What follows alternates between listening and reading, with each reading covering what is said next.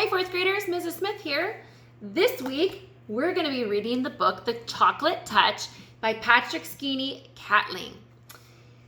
Let's start with the blurb. Chocolate, chocolate everywhere. John Midas loves chocolate. He loves it so much that he'll eat it any hour of any day.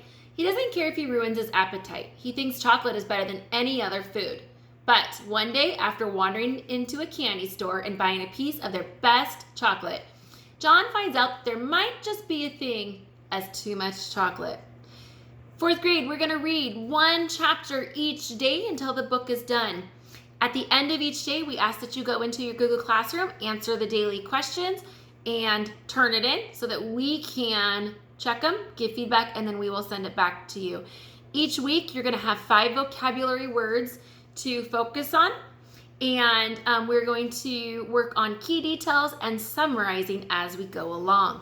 You're going to look for Mr. Jones' video on summarizing for a little bit more detail on that. So this week in chapter 1, 2, 3, 4, and 5, our first 5 vocabulary words are hastily, gravely, protested, triumph, and dismay. And every good reader, as they read, they're thinking about what they're reading. And so before we start, we're going to think about 4 questions today. Number 1, John Midas is not supposed to pretend to be a blank when his sister is sleeping. Number 2, what was John given as his going to school present? Number 3, what is the name of his music teacher? And the last question for the day, question 4, he likes to pig out on candy. And in chapter 1, it listed 16 types of candy that John loves. Please list those questions. Here we go. Chapter 1, starting on page 9. Most of the time, John Midas was a very nice boy. Every now and then, of course, he broke a rule, such as the rule against pretending to be a tiger when his sister Mary was supposed to be getting to sleep. Generally speaking, however, he behaved very well. He lived in a comfortable house surrounded by a green lawn and wide-spreading shade trees that were suitable for climbing. His mother was gentle as well as practical. His father, when he didn't have to hurry to town, spent hours telling John interesting things about baseball, beetles, bird nests, boats, and butterflies. John went to school and liked it. His teacher, Miss Plimsoll, was fairly easy to get along with, as long as he did careful work. He had received a new shiny golden trumpet and music lessons as a going-to-school present. Mrs. Quaver, the music teacher, had soon agreed to let him play small parts a few notes at a time with the school orchestra. Finally, there was Susan Buttercup, who was in his class. Susan had soft yellow curls, round pink cheeks, blue eyes, and one of the best collections of marbles in the neighborhood. John should have been completely well-behaved, but he wasn't. He had one bad fault. He was a pig about candy. Boiled candy, cotton candy, licorice all sorts, old-fashioned toffee, candied orange and lemon slices, Cracker Jack, jelly beans, fudge, black currant lozenges for ticklish throats, nougat, maroon glaze, acid drops, peppermint sticks, lollipops, marshmallows, and above all, chocolates. He devoured them all. While other boys and girls spent their money on model airplanes, magazines, skipping ropes, and pet lizards, John studied the candy counters. All his money went to candy, and all his candy went to himself. He never shared. John Midas was candy mad. At lunch one Saturday, Miss Midas noticed a couple of little red spots on the end of John's nose. "Look," she said to Mr. Midas, "John has spots." Mr. Midas leaned forward to look at them. He gravely shook his head and clicked his tongue. John tried to look too, but it is very difficult to see the end of your own nose without a mirror, unless you happen to be an elephant with a long nose that you can bend over. When John tried to look at the end of his nose, first with one eye, and then with the other, and then with the both together, all that he could see was a pink blur. Besides, trying to look at something so close made his eyes ache. "I can't see any spots, Mother," John said. "Well, I can," Mr. Midas said.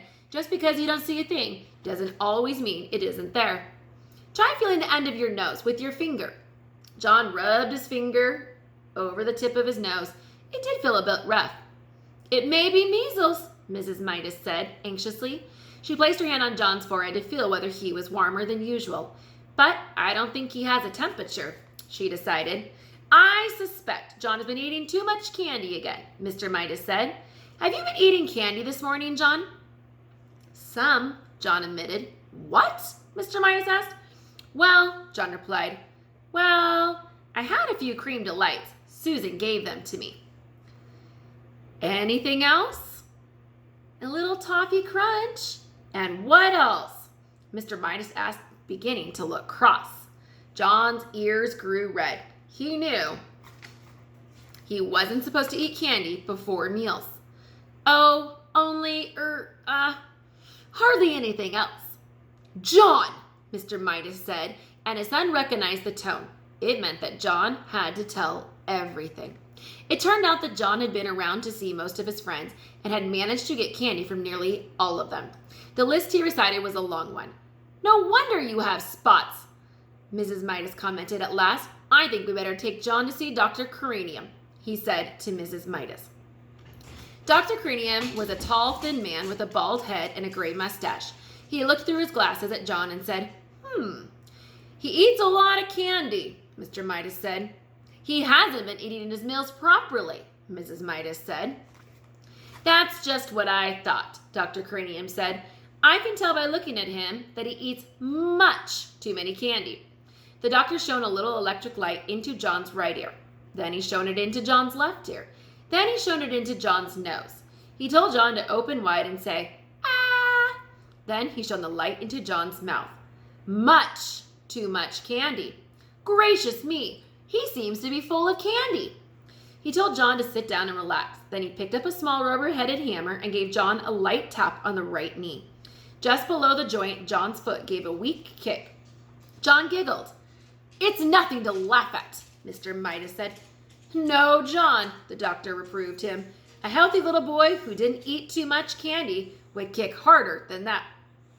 I'm sorry, John said politely, but I can kick harder than that if you want me to. He gave a sudden high kick, which knocked the hammer out of Dr. Cranium's hand. It landed on its rubber head and bounced across through. John, exclaimed Mrs. Midas.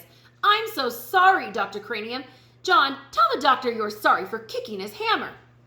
I'm sorry I kicked your hammer, John said. I would recommend less candy, Dr. Cranium told Mr. and Mrs. Midas. An upset stomach can lead to all sorts of complications. On the way home, Mrs. Midas tried to explain to John what she thought the doctor meant by complications. You see, she said, if you put too much of one kind of food in your stomach and not enough of other kinds, it is bad for your whole body because different parts of your body need different kinds of food. Do you understand? I think so. You've been eating so much sweet stuff, Mr. Midas added, that there isn't room for egg, milk, meat, bread, spinach, apples, fish, and bananas, and all the other things you're supposed to have to make you grow big and strong. I like bananas, John said, especially in thin slices covered with chocolate. They're called banana surprises. Mr. Midas looked at Mrs. Midas, and Mrs. Midas looked at Mr. Midas. They both shrugged their shoulders. Sometimes it was hard to make John understand things. At home, while Mrs. Midas was busy in the kitchen, Mr. Midas continued to reason with John. You mean you'd rather eat candy than anything else, and chocolate rather than any other kind of candy? Mr. Midas asked. Yes, John assured him. Oh, yes. Don't you think there's such a thing as enough? Mr. Midas persisted. Don't you think that things are best in their places? I mean, don't you think there's a time for spaghetti and a time for roast beef and even a time for pickled herring and garlic toast, as well as time for chocolate? Or would you rather have chocolate all the time? Chocolate all the time, John replied empathetically. Chocolate's best, that's all. Other things are just food. But chocolate's chocolate. Chocolate, I think I understand, Mr. Midas broke in sharply. Very well. He took a deep breath and went on. John, if you can't understand what sort of diet is really best for you, can't you at least get into your head that you make your mother very unhappy when you eat so much candy that you can't eat anything else? The conversation always seemed to get around to the effect of John's candy eating on John's mother. John couldn't see how it could possibly do her any harm if he ate candy. He sat silent for a moment. Then he said, "May I go outside and play, please, Daddy?" That is the end of chapter 1. So 4th graders, don't forget to go into the ELA classroom, answer your 4 daily questions, and then go do your vocabulary words. See you tomorrow for chapter 2.